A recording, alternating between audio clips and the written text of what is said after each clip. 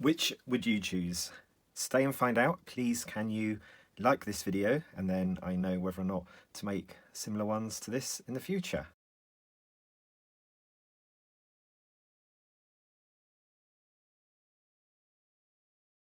Now you might have moved on from using your cassette Walkman, something like this. Now these did end up being very, very small and delicate in design towards their kind of peak, their zenith, I would say, of cassettes. And this kind of reminds me a little bit of this Sony I'm going to be showing you shortly. So you might have seen this in one of my other videos. This is a Sharp JCK99, and it is supposed to be the lightest and probably one of the most compact cassette Walkmans available. So I'll just move that to one side. I'm showing you now a very large mini disc player recorder. So this is the original kind of portable, the MZ1, and I've got a whole host of smaller mini disc players which I've featured in some other videos of mine, but I just thought as a comparison it's really nice to see something like this next to a CD player like this. So that kind of puts everything into perspective. And let's not forget, this would have come out before this, even though it's obviously a technology that probably was more of a peak after CD. But anyway, this is the very fantastic MZ1, and I think what weighs it down is the battery. I mean, as a comparison, there's the battery there, and it's 6 volts, and this is the battery for the Sony, and it's only, is it 1.2? Yeah, 1.2. So basically this only needs one battery to run, which is incredible. And to boot, it's also got one of the longest running times for any portable CD player, so quite something. But anyway, let's put the mini disc to one side as well, and with that we're going to have a little look at this Sony. So in my previous video you might have seen me taking this out of its wrapping. So I bought this a few months back on Buy, so it's a Japanese auction that I bought it from, and it was a little bit of a gamble for me because it appeared to possibly be junk. It was sold as kind of not known whether or not it worked, but luckily it does work after a bit of cleaning around the battery contacts. But I thought you might want to kind of closer look at it now. So a lot of the controls are on the bottom here, but you do need a remote if you want to dial in and change some of the other aspects, like the sound of it. So you need one of these remotes that go into the side here with the 4 kind of prongs. So this is like one I borrowed from a mini disc. So there's an operating light on there. Unfortunately, this does double as optical as well as standard audio 3.5. So that's the only drawback there, is it's using the same connector, really. Well, a multi-connector port. On the back there's a simple hold, but I suppose, are you likely to be pressing that? So maybe the hold is a bit OTT because the way these are kind of sunk in. But anyway, it's useful to have that. It's useful to have that. But something like this I would have been very careful about kind of travelling around with, because you just wouldn't have wanted to have marked it or scratched it particularly. So as you can see, it's pretty clean. I've not gone over it yet with a cloth, but there's very few marks. There's a little bit of a mark there. The sticker's intact, so you can see it's obviously come from Japan. And those more observant might notice the digital amp. So this is one of a few of the last sort of Sonys to have the digital amp as kind of like a new feature, I guess, on their CD Walkmans. And what it did provide essentially was just a lot longer running time, and that coupled with just one battery is quite incredible. This is a multi-format kind of CD player Walkman, so it will play regular CDs, but it will play compressed A-track free plus compression. That's that Sony's own, and standard MP3s as well. And one thing I'm not that keen on is the opening. You have to kind of press both in at the same time to kind of get to it, see? And then when you want to take the CD out, it's kind of recessed there. The only way to get it out is to kind of get your nail under it like that, and then remove the CD.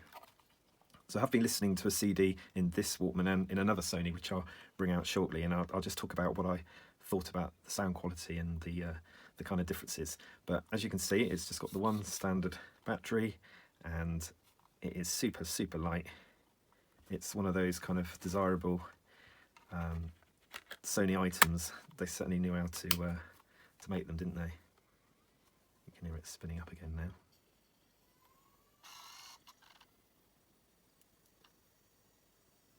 Okay, so that's loaded the CD ready. So that with the digital amp, I'm going to now bring out another favourite of mine, and that is this particular Sony. So this one I have featured in another video. It was up against the Panasonic actually, but I do prefer this one to the Panasonic. It's a nice Walkman, this one. Nice sounding. Again, on the back there's a hold switch, and then here, which is a bit nicer, is you've got a separate line out there for your optical. So when you're doing your recordings, if you're outputting, say, to a mini disc player, for example, then you've got the option to plug it in there and still have the headphones in there, which is obviously very useful for monitoring. And this takes in a slightly higher voltage in terms of charging, so that takes in 4.5 volts. I didn't check on this one. Yeah, and this one takes in 3 volts basically. So I guess that's enough to charge it and enough to kind of use it at the same time.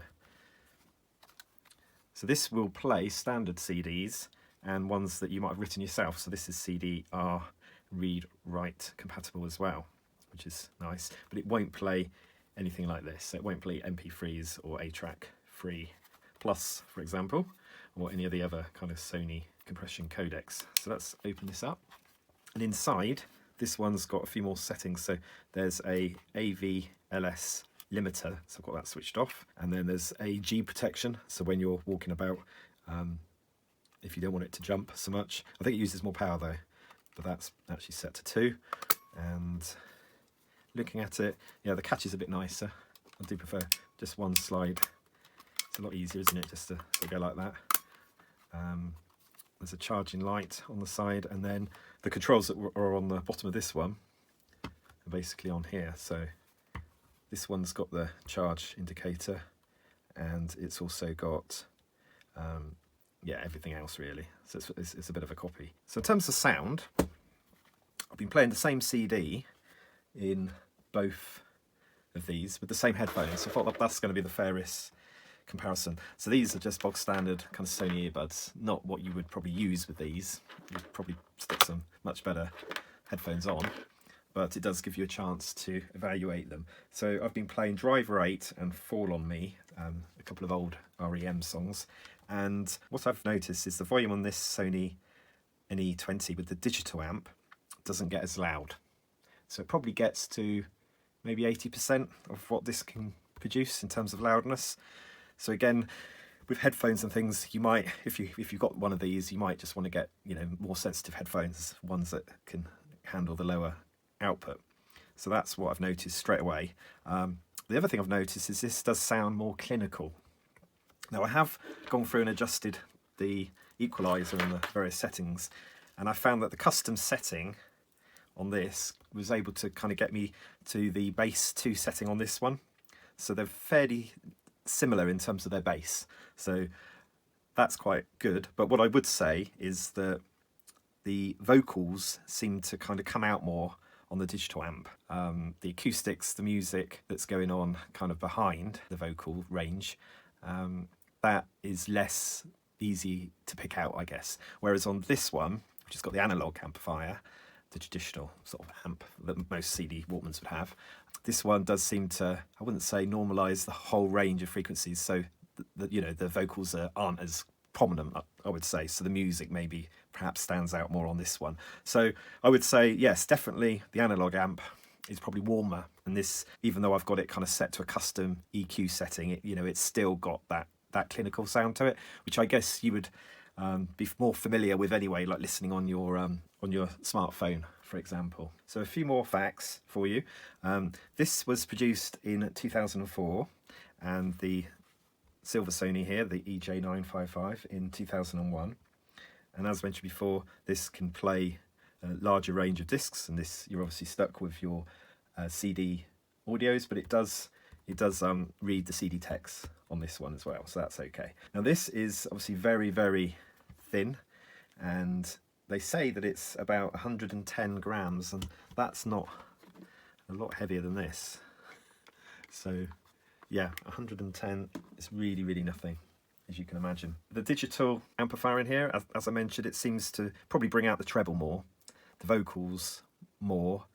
The bass is still there, you know, if you use the custom EQ, but it hasn't got the same kind of warm analog sound or analog amplifier sound as this one. So if you're just purely playing CDs, which I think you would be with both of them now, and their cost as well, you know, you have to look at the cost between these two, then probably picking up one of these is still a reasonable thing to do. The display is obviously driven on the remotes, and I'm just using a mini disc one here. A lot of remotes seem to be compatible with these two, so that's not a problem. It's not a problem that they both don't have displays. As long as you've got it all kind of calibrated and set up with the equalizer setting that you want, then you're good to go. Now, what is stunning is the battery life. So here we have 2 gum sticks in here, and it's touted as lasting for 95 hours, which is pretty good, pretty good.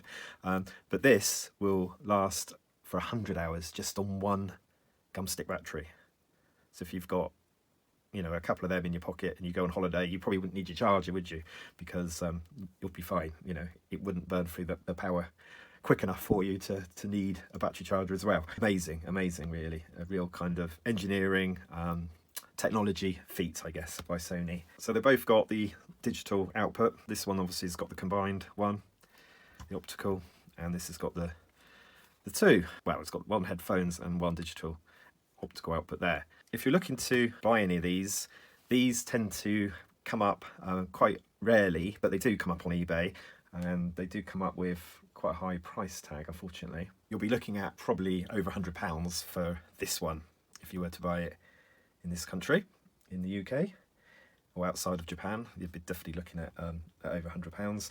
Now, this one, you should definitely be looking at under £100 still. Now, I bought several of these a few years back when they were still pretty cheap. You're kind of picking up like none working for around 20 quid. They might have crapped up slightly now. They might be more like £50, but perhaps a good time to get one now, I would say. They are very good. And if you're just playing standard CDs, then yeah, that's all you need. These are really, really worth it.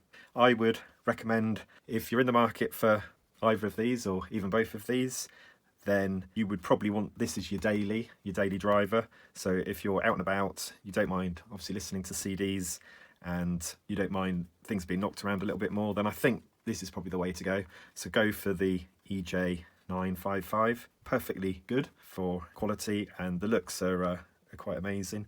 This one, I would say, is probably a bit like a museum piece. I wouldn't be that happy just chucking it in my coat and then taking it with me. It's almost too nice, isn't it, to be walking about with and using. So something like this, probably just keep at home to listen to CDs, or obviously if you've got a stash of MP3 or 8-track 3 plus CDs, then listen to those, but the quality is always going to be diminished. It's not going to be like playing a proper CD, is it? So that's just something to consider. But overall, yeah, lovely Sony products here.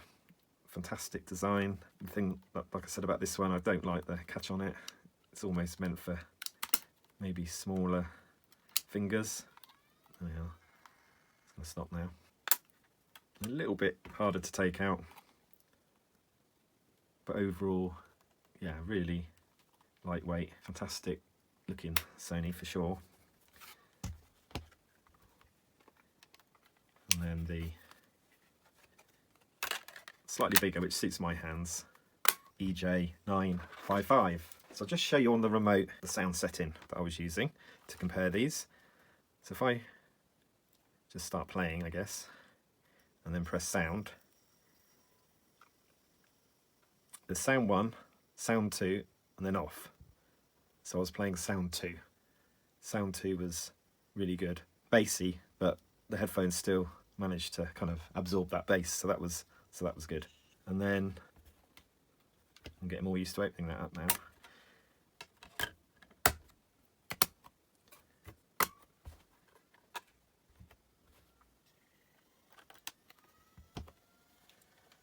Let's see, on this setting,